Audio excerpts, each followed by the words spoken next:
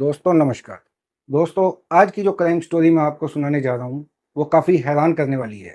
हैरान करने वाली इसलिए भी क्योंकि जो इसमें पुलिस ने इन्वेस्टिगेशन की, वो काफ़ी इंटरेस्टिंग रही।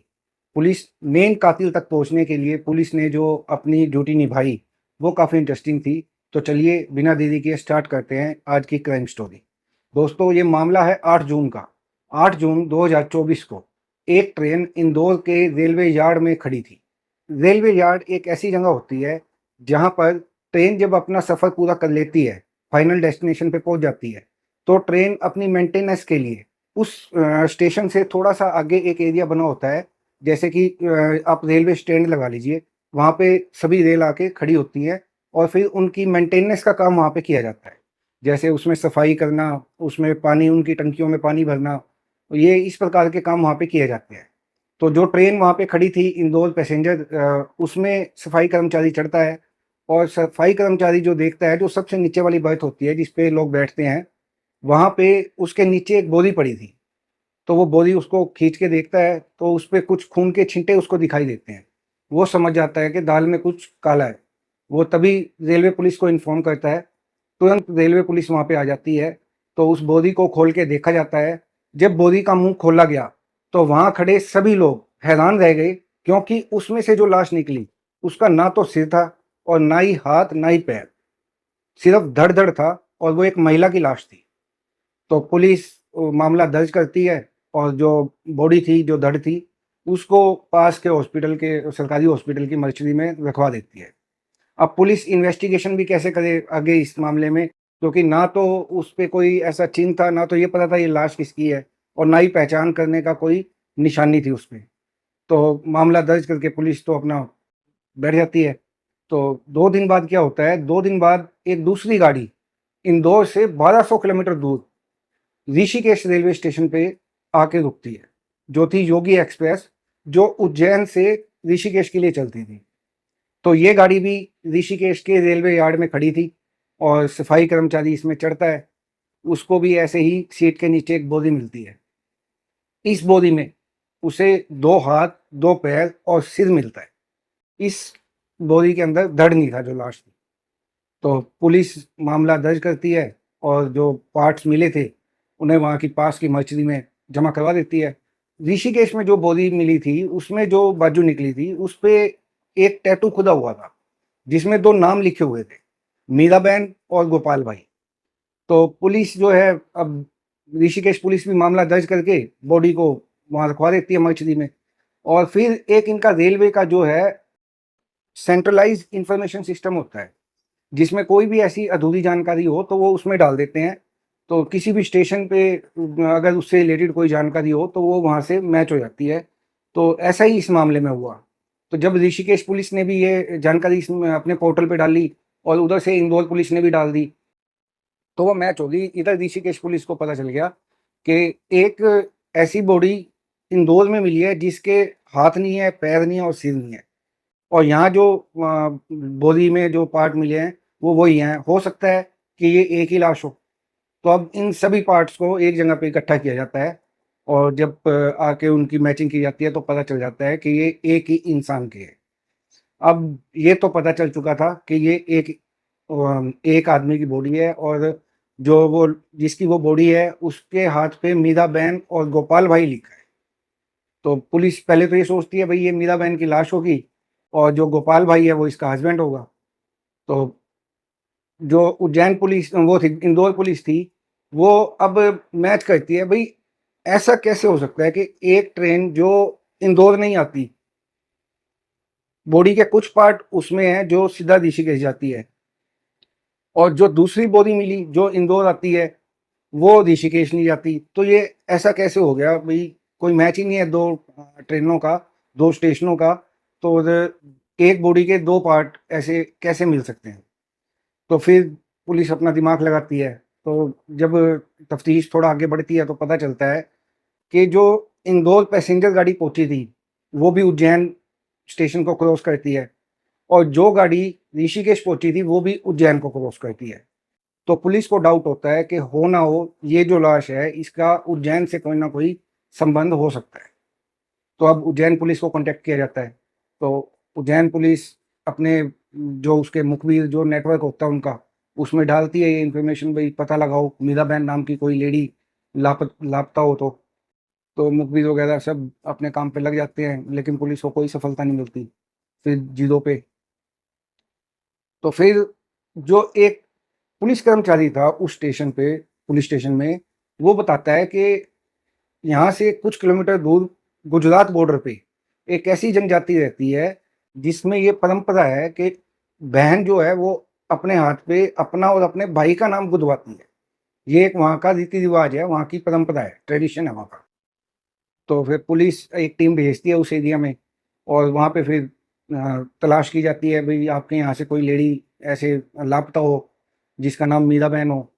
तो पुलिस घर घर में जाती है, पहले तो कोई सफलता नहीं मिलती। लास्ट में पुलिस को एक व्यक्ति मिलता है जो बताता है कि भाई उसकी वाइफ जिसका नाम मीरा बहन था वो 6 जून से लापता है।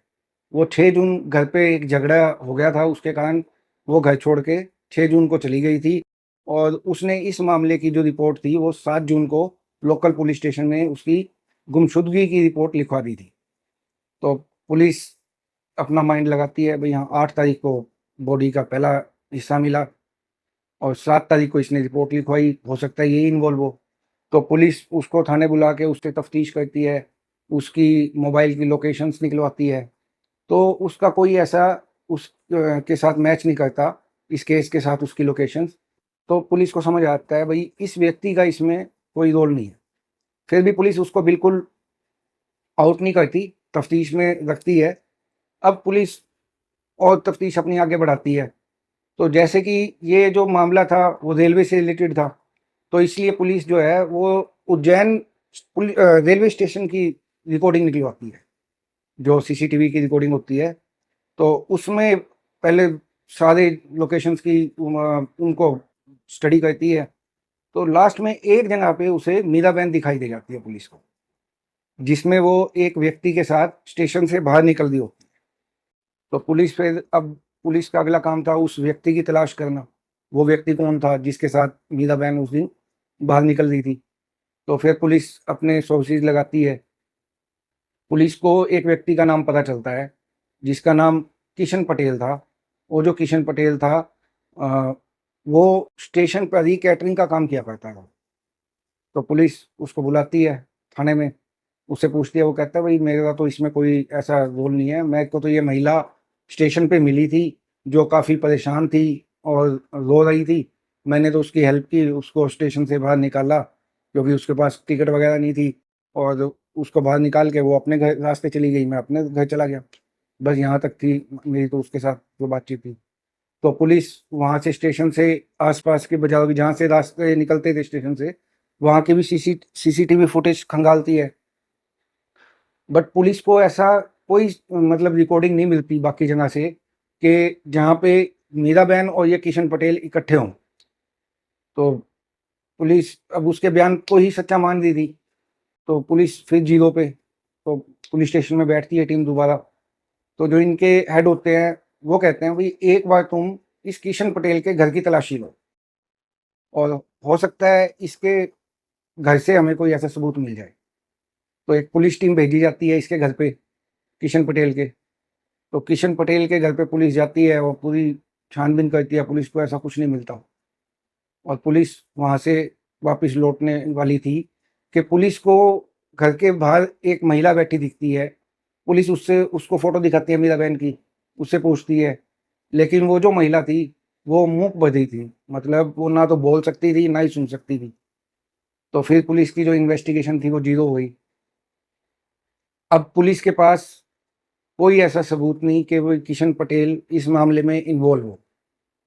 फिर पुलिस का जो इंस्पेक्टर था वो अपना दिमाग फिर लगाता है, फिर कहता है भाई ऐसा करें हम, जो इनके जो ये होते हैं ना जो बोल नहीं सकते सुन नहीं सकते मूक बधिर, इनकी एक साइन लैंग्वेज होती है, भाई हम कोई ऐसा एक्सपर्ट इसके पास भेजें वो इससे बात करे, क्योंकि एक यही ऐसी महिला है जो हो सकता है इसने कुछ देखा हो।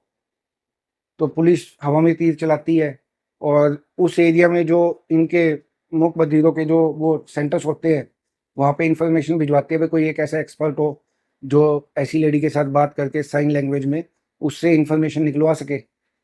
तो एक आदमी वॉलंटली आगे आता है, कहता है ठीक है जी, मैं आपकी हेल्प करूँगा। तो पुलिस उसको लेके जाती है उसके किशन पटेल के घर पे, और उसकी वाइफ को फिर जो वो व्यक्ति था, एक्सपर्ट था, जो साइन लैंग्वेज में ऐसे गूंगे व्यक्ति से बात कर सकता था, उससे बात करता है। तो उस दिन वो जो गूंगी महिला थी, वो अपनी साइन लैंग्वेज में बताना स्टार्ट करती है, जैसा आप इस समय स्क्रीन पे देख पा रहे हैं।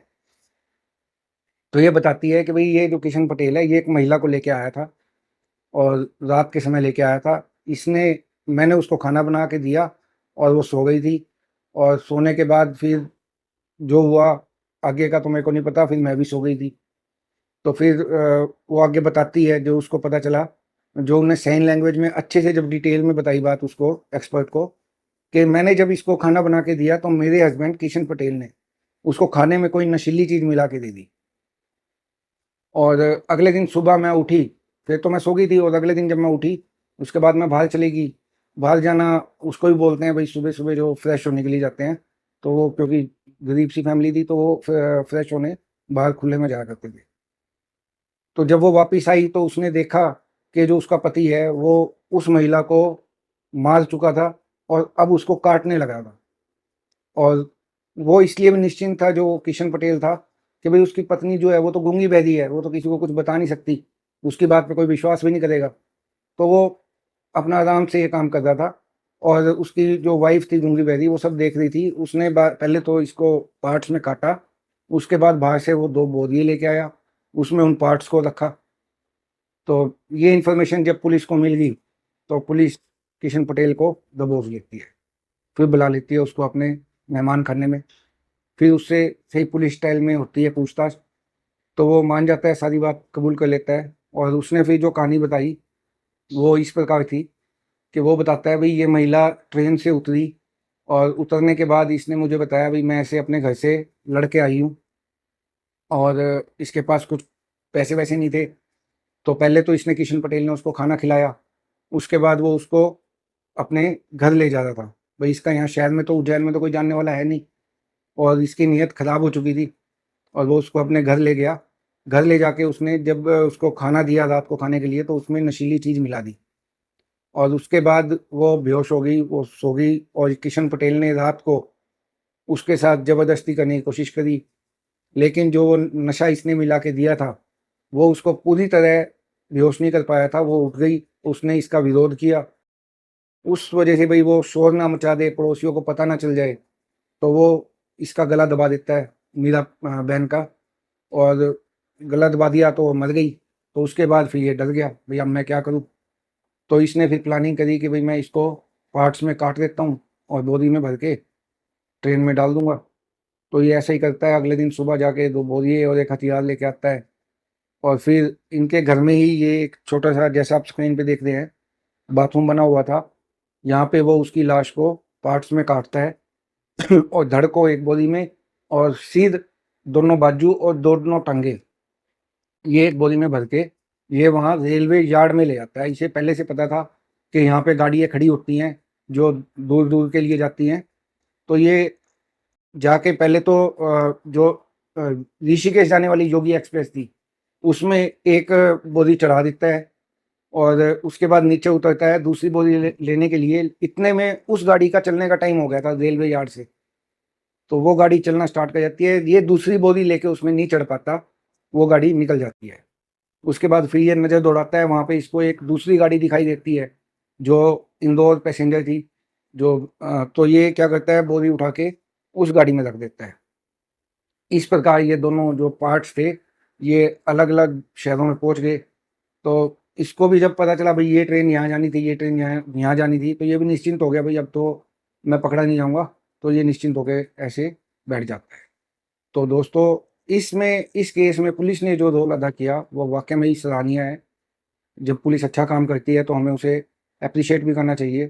तो इस केस में पुलिस ने अपनी पूरी जान लगाई और लास्ट अंतिम कातिल तक पहुँच के उसको उसकी असल जगह पे जेल में पहुँचा दिया। तो दोस्तों, ये थी हैरान करने वाली इन्वेस्टिगेशन। आपको ये वीडियो कैसा लगा, ये कहानी कैसी लगी? कमेंट में लिख के ज़रूर शेयर कीजिएगा अपनी राय। नेक्स्ट वीडियो में जल्द मिलेंगे, तब तक धन्यवाद।